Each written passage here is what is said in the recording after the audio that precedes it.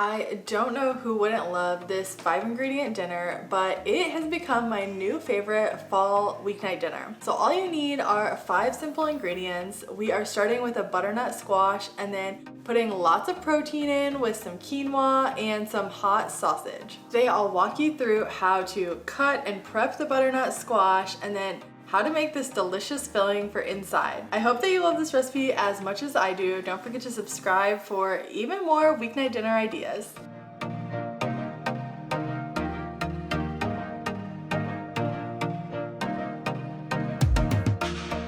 To start this recipe, we're gonna roast up a whole butternut squash. First, you'll need to chop the squash in half lengthwise. This takes a little bit of arm strength and a sharp knife, but trust me, you can do this no problem at all. Because we're making butternut squash boats, you actually don't need to peel this squash recipe, which makes things even easier. Once you get the squash cut in half, you'll want to remove the seeds of each half using a spoon. Then place the butternut squash flesh side up on a sheet pan lined with parchment paper.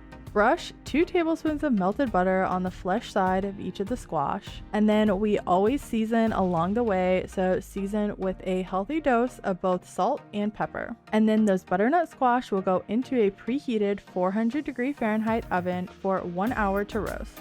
While the squash is roasting, we're going to get started on a couple of the other components of the dish. First, we're going to make half a cup of quinoa. You can use either water or chicken broth to cook the quinoa. You can follow the instructions on the package to make the quinoa, but basically you just need to cook it until it's boiling over high heat and then turn the heat down to low and allow it to simmer with the lid on until it's nice and fluffy. Then you can set that aside on the back of your stove to cool while we start to make the hot sausage. You'll want half a pound of hot Italian sausage, and most of these types of sausage come with a casing, so make sure to slice that off and remove the inside into a hot skillet. We're gonna break the sausage into crumbles using a wooden spoon and just cook that over medium-high heat until there's no pink that remains in the meat and the sausage has cooked through. And then allow that sausage to cool down a little bit before we mix it all together with the quinoa. At this point, your squash should be done roasting. How you can test this is by grabbing a knife and seeing if you can poke through the flesh of the butternut squash. If you can easily poke through the flesh, you know that it's done and perfectly roasted.